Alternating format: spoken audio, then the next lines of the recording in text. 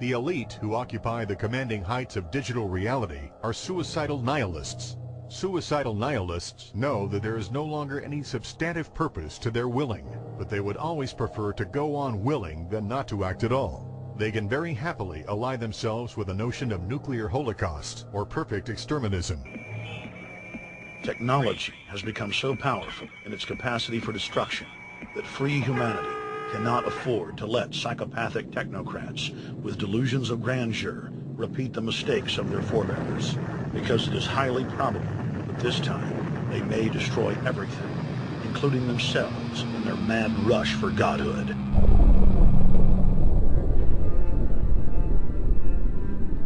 In this film, we have chronicled the Overlord's bloody orgy of experimentation, which already claimed the lives of more than 150 million people in the 20th century. And now, they are promising to deliver an invincible tyranny that will dwarf their past exploits. In the days of World War II, there were sovereign nations and armies to stand against Hitler's final solution. Once world government is in place, no one will be able to stop the New World Order's plans for global population reduction. For those immune to psychological programming, hundreds of FEMA camps have already been built throughout the United States. In their quest for population reduction, no method is off the table. These dark builders intend to release a string of man-made bioweapons plagues, each one worse than the last, while at the same time expanding the police state to enforce an orderly extermination of the population, all in the name of fighting invisible terrorists.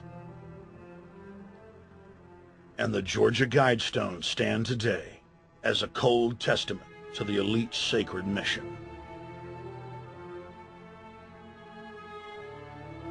To have a two-class system where the underclass are forced to live as slaves in tiny enclosed cities, while the elite enjoy the land of the earth, evolve into superhumans with the aid of advanced implantable technologies, live eternal lives, and travel throughout the cosmos.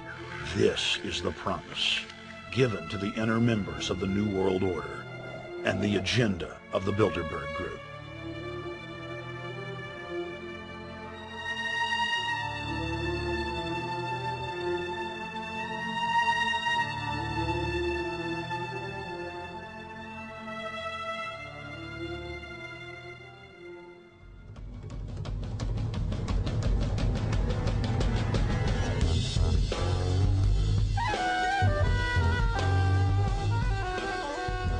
In 2007, Jim Tucker continued his 30-year quest to expose the globalist by traveling to Istanbul, Turkey, the site of Bilderberg, 2007.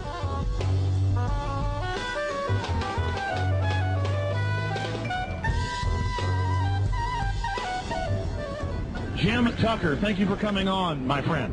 It's always fun. Jim, tell us what you saw today when you were out at the Ritz Hotel. We were at the Ritz-Carlton. It looked like a typical Bilderberg scenario. They had the armed guards all around the place. They had platoons of cops in formation waiting for the disbursement. They also had cops all the way around the building, and they had all those high-tech things where every member can hear whatever spoken in any language, instantly translated into his own language, so they can keep up with it.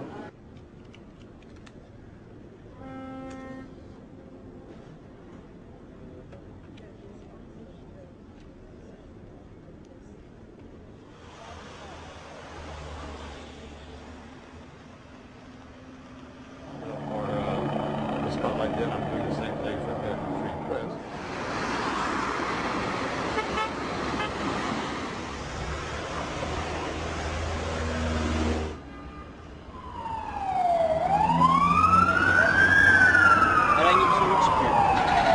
Hey, is the hotel open? You see that? Çünkü İngilizce bilen var mı? Ben bilmediğim için. Let's just ask him direct.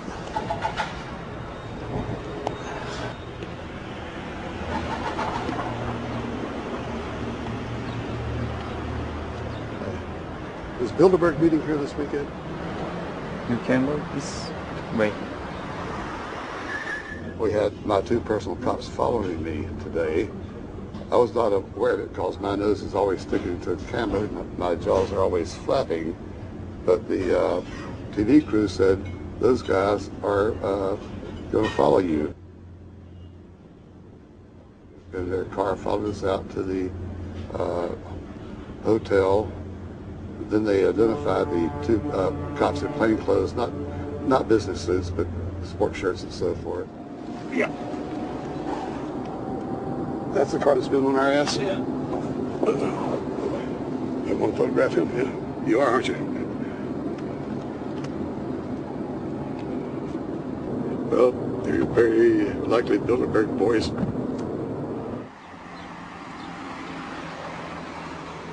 John Elkin, owner of Fiat and a fellow Bilderberger, thought that they could take a stroll off the grounds without being noticed by the commoners. I was thinking about that.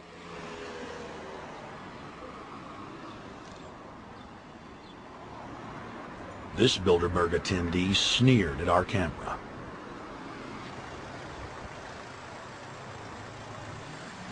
This carload of kingpins gave the media a murderous look and seemed shocked that they would dare point a camera in their direction.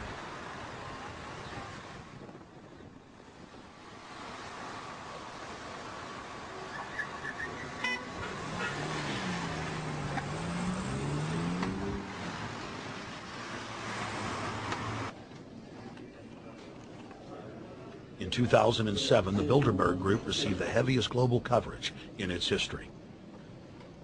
Jim Tucker witnessed press conferences attended by hundreds of members of the media and a new generation of info warriors, like reporter Paul Dornanu of Romania, are tracking the elite, no matter where they hide. Expunem acest grup Bilderberg. Now, Jim, my governor, Rick Perry, it's in the front of the Dallas Morning News. The headline reads, Texas Governor Rick Perry to attend Bilderberg.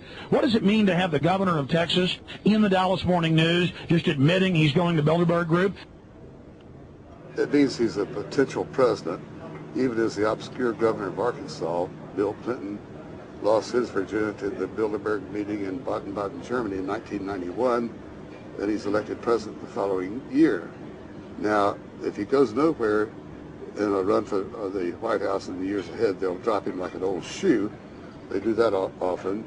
But officially, Bilderberg considers Governor Rick Perry a potential president of the United States.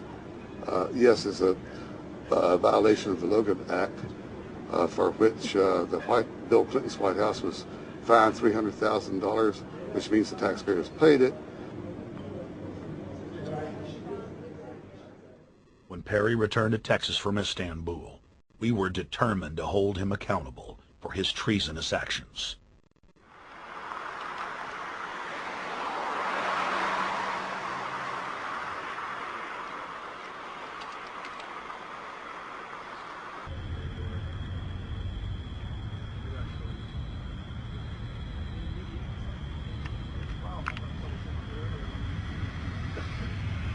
We don't want our roads, our water, our power plants, our entire infrastructure turned over to the New World Order.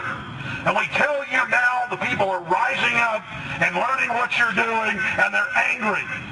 And they're tired of it.